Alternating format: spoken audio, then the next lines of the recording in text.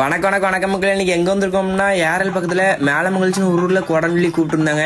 அங்கதான் வந்திருந்தோம் பத்தியாங்க. வந்திருந்தோம் அந்த இடத்துல வந்தோடனே பூசை நடக்க ஆரம்பிச்சிச்சு. இந்த கோயில் சிறப்பு என்னன்னு கேட்டீங்கன்னா வேட்டைப்பானை அப்படிதான். அதான் சிறப்பு. அதை கடைசி ஆட் பண்ணிக்க கண்டிப்பா பாத்துட்டு போங்க. காப்பு போட்டாங்க சாமிக்கு. அதாவது எங்க ஊர்ல கடைன்னு சொல்லுவாங்க. கொஞ்ச நேரத்துல சாமி வேட்டை கிளம்ப ஆரம்பிச்சுட்டு வேட்டை கிளம்பும் பட்சத்துல இடுப்புல துண்டு கட்டி அதுல தேங்காயும் பழமும் வச்சு அனுப்புவாங்க. ஏன்னா அங்க போயிட்டு அது சாமி தரல கொடுக்கணும் அப்படின்னு சொல்லுவாங்க. அது அந்த காலத்துல ஐதீகம். அப்படி அதை கொடுத்தாதான் அங்க சாமி அங்குள்ள சாமி இந்த சாமியை வழி அனுப்பி வைக்கும் கோயிலுக்கு அப்படின்னு இன்ன வரைக்கும் நம்பிட்டு இருக்காங்க. அது இடுப்புல கட்டிட்டாங்க பத்தியாங்க.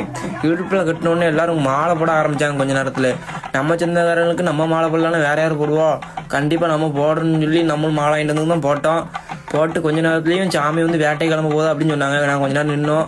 அப்புறமா சாமி வேட்டைக்கு கிளம்ப ஆரம்பிச்சுட்டு வேட்டைக்கு கிளம்புன சாமி ஆக்ரோஷமா வரும் அப்படின்னாங்க. எல்லாரும் வேட்டைப்பானை வைக்க ஆரம்பிச்சிட்டாங்க. கொஞ்ச நேரத்துல வேட்டைப்பானை வைக்க ஆரம்பிச்சோடனே தீ துப்பு துப்பு துப்பு துப்புன்னு எரியுது. இப்பெல்லாம் பரவாயில்ல. முந்தின சின்ன பையனா ஆரம்பிச்சா முழுமுழுவோடையா தூக்கி போடுவாங்க.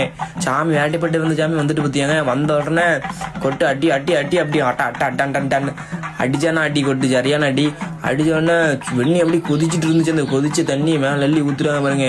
இது உள்ள என்னெல்லாம் போட்டிருக்காங்கன்னா அரிசி, வெறும் தண்ணி. அதாவது நம்ம சோறு வடிப்போம்ல சுடுதண்ணி மாதிரி. சுடுதண்ணி மேல ஊத்துனா நம்ம மேல ஊத்துனா நம்ம தாங்குவோமா, பொத்துரும். ஆனா அவங்க மேல எப்படி ஊத்துறாங்க பாருங்க. இந்த 9 பானை இருக்கு. இந்த 9 பானையும் அவ்வளவு பானையும் குடிச்சாங்க. நானே நீ பார்த்து அரைச்சிடப்பட்டேன். கடைசி ஆட் பண்ணிருக்கேன் பாருங்க எப்படி இருக்குன்னு. உள்ள ஒரு தண்ணி இல்ல, சோறு கீரலாம் அப்படியே பின்னாடி உள்ள மேல பாருங்க. சோறு கீரலாம் அப்படியே ஒட்டிட்டு இருந்துச்சு தெரியுமா. அவங்களுக்கு எப்படிதான் பொக்காம இருக்க தெரியல. ஆனா நம்ம சின்னதா லைட்டா சுடுதண்ணி காலில் கொட்டினாலே நம்ம காலெல்லாம் பொத்துரும் தெரியுங்களா. அவ்வளோ அந்த ஒரு சாமி அவ்வளோ ஒரு ஆக்ரோஷமா இருக்குன்னு சொல்லி அவங்களே சொல்றாங்க. பாருங்க எப்படி களியாட்டினி. இப்படிதான் எல்லா கோயிலும் இப்படிதான் இருக்குன்னு சொல்றியே.